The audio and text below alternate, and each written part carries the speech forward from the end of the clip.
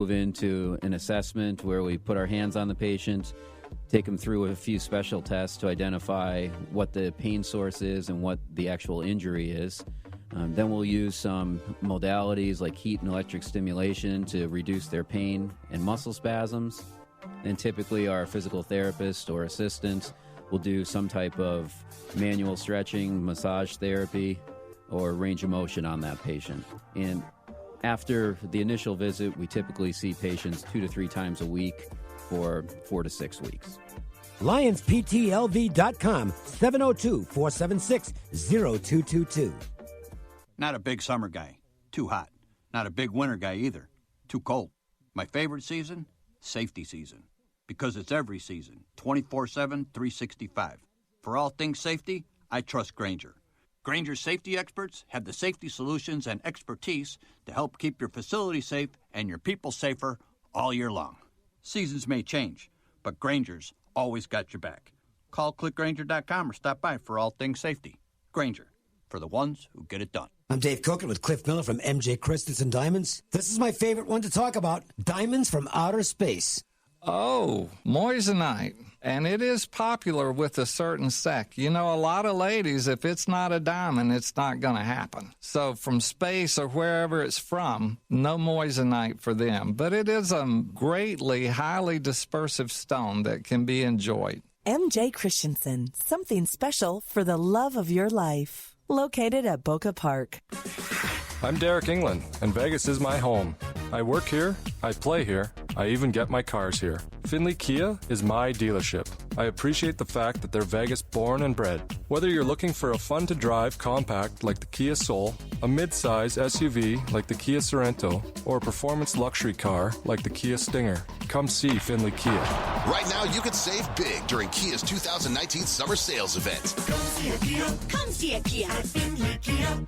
Yes, air conditioning and plumbing, keeping you cool in the summer, warm in the winter, and available anytime your plumbing won't go with the flow. Schedule your air conditioning or plumbing checkup at 888-4937, 888-4937, or go to theyesmancan.com. License number 71246 and 71233. Follow us on Twitter at the LV Sportsline and at ESPN Las Vegas.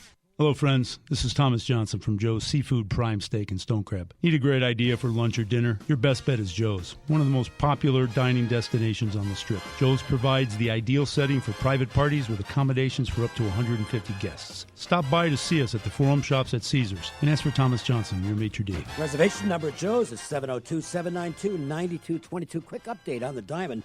The Padres have just gotten out of a jam.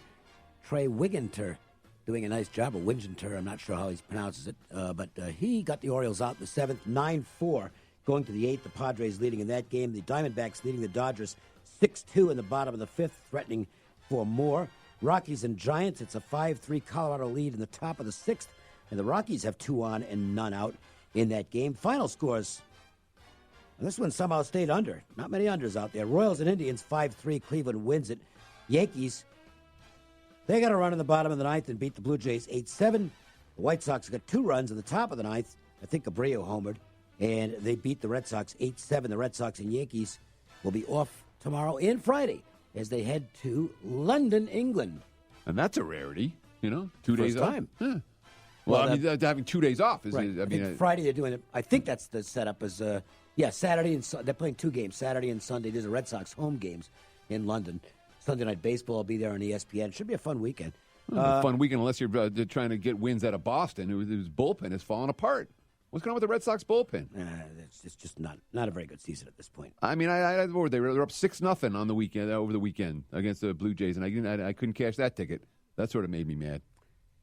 Yeah, those will do that to you. Let's start Joe's angle of the day. Oh, Joe's angle of the day, of course. Let's from Ralph Michaels. He's giving us WNBA for tonight. Connecticut and Dallas. A historic rivalry there. Yeah, well, Dallas is a 9.5-point home dog. Connecticut 9-2 straight up this year, and they're off a loss. But 5-11 against the spread off a loss. They're also 6-14 against the spread their last 20 on the road. In Dallas, 13-8-1 ATS at home, including back-to-back wins. 3-1 this season. Angle of the day says take Dallas plus 9.5 in WNBA action tonight. All right, let's get a mythical lineup here. NBA Summer League is about to begin. Will Ralph Michaels have angles available for the NBA Summer League? I'm going to take a shot here. I'm going to say that Ralph doesn't have this in the database, and I'm going to make the won't go on trends the favorite. Oh, I was going to make the no angles on the Summer League of minus 1,000 at a minimum. Okay, so watch, he'll come in with some angles next week. Because Ralph can find anything. I mean, the WNBA stuff is easily trackable, know, whereas the Summer League stuff, the database. I mean, have you seen any good database? I have not, but I don't pay attention to the NBA Summer League. No, I haven't either. Not from a wagering standpoint. I haven't. Probably should be less frustrating than the baseball. Let's go to the Wednesday MJ Christensen 4 at 4. 1, 2, 3 into the 4. Put the fours up. Put the fours up, I said. Do it right now. Tonight's action is just around the bend, and the guys want to get your night off to a great start. 4. It's the Las Vegas Sportsline's 4 at 4. Not 1, not 2, not 3, but 4. Unbelievable. I'm 0-1 on the day. Had the first 5 with the Dodgers. Thought, first-time starter. I like that. Figured the Diamondbacks might have a patchwork lineup. They did. 3 regulars sitting. Adam Jones, Ketel Marte, and Casey Kelly. Didn't matter. Naturally, the Dodgers are doing nothing with Taylor Clark, who can't pitch. And this was 4-0 quickly, and I never had a chance in that one. So try and do better tonight. Mets and Phillies, Jason Vargas on the mound against Nick Pivetta. Vargas, this is not a good ballpark for him. It's not a good ballpark for his type. Now, I don't have his historic numbers at Philly handy, but I can tell you the ball really carries the left field here. He's a lefty pitcher. It's hot. It's humid. Neither team's bullpen is reliable at all. This looks like another one of those hot, humid overs. And, I mean, look at the East Coast this week. Oh. Okay, these crazy games in Boston. These crazy games, I mean, yesterday wasn't for the Yankees, but today was another crazy game. The crazy game in Baltimore. The crazy games in Philly. When it's hot, humid, and hazy back east, you don't be betting unders. And certainly, when you're talking about these two hurdles, I mean, Vargas is a guy who's, his xFIP is 2 runs higher than his ERA? I mean, the markets just hate him. And he's certainly a guy that's been dealing with more than his fair share of off-field distractions this week after cursing out reporters and threatening them, which is never something that you want from your starter. But on the other hand, do you want to lay this price with Pivetta, who is, what do we call him, dicey on a good day? Yeah, I mean, he came up from the minors where he'd been sent down because he was so bad and had a couple of good outings and then went back to being Nick Pivetta last start. Yeah. So, go figure. And the Mets have some offense. Yeah. So, I mean, if you're betting overs in Philly right now or any East Coast ballpark, you're not going to hear any arguments from me. The sharp market is making a statement on this next game. Hoo-wee. They are pounding the Tigers. The public is on the Rangers in this one, for what it's worth. Good matchup. Mike Minor, who's having an all-star level campaign for the Rangers, and Matt Boyd, who until his last couple starts has been having an all-star level campaign for the Tigers. I think the bigger question, by the way, is whether Matt Boyd will still be with the Tigers when the all-star game finally takes place. He is a very good bet to get moved, and pretty soon. And I wonder if that's affected him as well, because his last 2 starts have been, they just haven't been very good. I get it as far as the sharp movement's concerned, but I'm not joining in on the fun. I'm going to stay out of the game. I'm not going to take Texas. I think the spot does favor Detroit, but where the price is now, no. Any value has been sucked out of this one already. The Tigers are 11-25 at home this year. Team. Okay, there's no home field edge. Only the Orioles are worse at home in Major League Baseball this season. But what's going on here? The markets hate Minor. They hate him.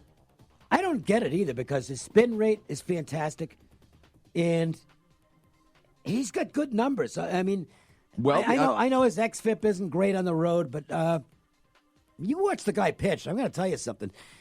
See, this is the argument I have all the time with some of the analytics guys. Wait for the regression to begin. Yep. If you're trying to get in front of the regression, you're going to lose bets until that time. I can tell you this. I'm doing really well on Zach Davies this year because I didn't bet against Davies until he had the real stinko start. And it's like, okay, now it's the time to start firing against him. And he had got another nice one. winner. Yep. 3 in a row now. Got a nice price with Seattle against him yesterday. okay, Minor's metrics indicate there's going to be a regression coming. My advice, wait for the regression to begin, so you'll lose one bet that you didn't get a chance to make. But you won't lose a bunch of them waiting for something that hasn't happened yet. Sure, and I mean, look, obviously the 2.52 ERA, 4.25 xFIP, so more than a run and a half higher. And the advanced metrics say he's got a low strikeout rate, his walk rate is a little bit too high, his strand rate is unsustainable, all of which is true. All that being said, he's continuing to get outs, and as long as he's doing it, you do it. And Boyd's got these incredible strikeout numbers, 11.2 strikeouts per 9 innings, and the markets love that, and that's that's why all the Detroit money. But I'm with you, not my money on the Tigers today. We'll talk about tonight's Rays-Twins game, but let's quickly go back to last night. And what do you do now with Blake Snell?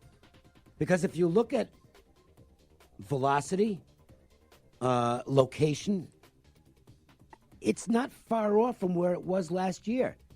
But for some reason, they're just whacking the crap out of him. This is 3 straight starts, or was it 4? He's getting destroyed.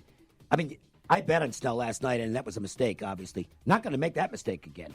But I can't figure out what the heck's going on. I think some of what happened last night is just the Twins are good, and the Twins are good against lefties. I mean, Minnesota, they lead the majors in OPS against lefties, and batting average against lefties, and home runs against lefties. And when that lineup is hitting, I understand that Snell wasn't sharp last night, but as you mentioned, he wasn't that far off. I think you do nothing. I think you send him back out there 5 days from, in 5 days and see what he can do against a lineup that isn't destroying every left-handed pitcher that they face. And if not, give him a little break over the All-Star break. I don't think, what are you going to do, send him down? No, Cy Young last year. Either maybe Uncle Mario, or whatever his name is, one of the people I follow on Twitter, suggested a sports psychologist. Mm-hmm. Maybe not a bad idea. Mm-hmm. Tonight's game, Charlie Morton, he doesn't need a sports psychologist. Boy, is he pitching well for the Rays. And now we get to a guy, and you can make a case here that regression has begun for Jake Odorizzi, who, quite frankly, was pitching over his head, and all the analytics would indicate that. In his last 2 starts, he's kind of started to resemble the Jake Odorizzi we're used to, which is a 4/5 starter, a back-of-the-rotation guy who can go 5 innings tops, 6 maybe, a lot of pitches. I think this is the beginning of a trend for Odorizzi. I think he's pitched way over his head. That being said, it's not like Tampa's playing good ball. No, right that's now. the downside. And here's the other downside of it. Tampa's bullpen is a wreck right now, with Alvarado away for the team on some personal issue, and Castillo's now on the DL. They've got some bullpen issues. So I kind of, and that is why I ended up passing on this, because if that sounds like I'm making a case for the first 5, that's what you don't do against Odorizzi. Okay? You want Odorizzi going through the order the 3rd time, because that's when teams get him. So it ended up as an easy pass that frustrated me. Yeah, because I wanted to make a play on this game. Yeah, you're like, yes, this is a guy I want to fade. I have to fade. Although, I mean, Morton's last 2 starts have been, I'm not going to say heavily regression, but he too has shown some signs. And of course, he's coming off a real high pitch count game. Where only 3 times this year he's thrown over 100 pitches, one of which was his last outing. But we have a team like Tampa that, I mean, let's be real. The Rays, while we like them, they probably overachieved a little bit early. I think so, yeah. And they're coming back to earth now. When you talk about, you don't want to step in front of the pitchers that are coming back to earth, or be betting on the pitchers that are coming back to earth. I don't want to be betting on the Tampa team that's coming back to earth right now. They're headed in the wrong direction, and I'm not convinced they're going to be big moneymakers for their backers in the second half the way they were over the first 81 games of the season. Check your lineups. Yandy Diaz might be back on the field tonight for Tampa. He's eligible to come off the IL today, and from what I gather, he's ready. That will help them. The A's and Cardinals, Daniel Mengden, the mustachioed one, will get the start for the Oakland A's, and he will go against yet another Cardinal pitcher who's got the home-road dichotomy working this year. Jack Flaherty, Miles Mikolas, and Adam Wainwright, all decidedly better at home than they've been on the road. The Cardinals don't look like a go-with team right now, though. Problems in the bullpen with Hicks heading for Tommy John surgery. That's caused a domino impact in terms of who's filling what role in the St. Louis bullpen. They look more and more like a team that's just going to hang around 500 all year and never be a factor. I'm with you. I mean, I'm not a Cards believer. And, when we talk about Wainwright, he's coming off he had 1 start back off the DL. And he was okay. but it wasn't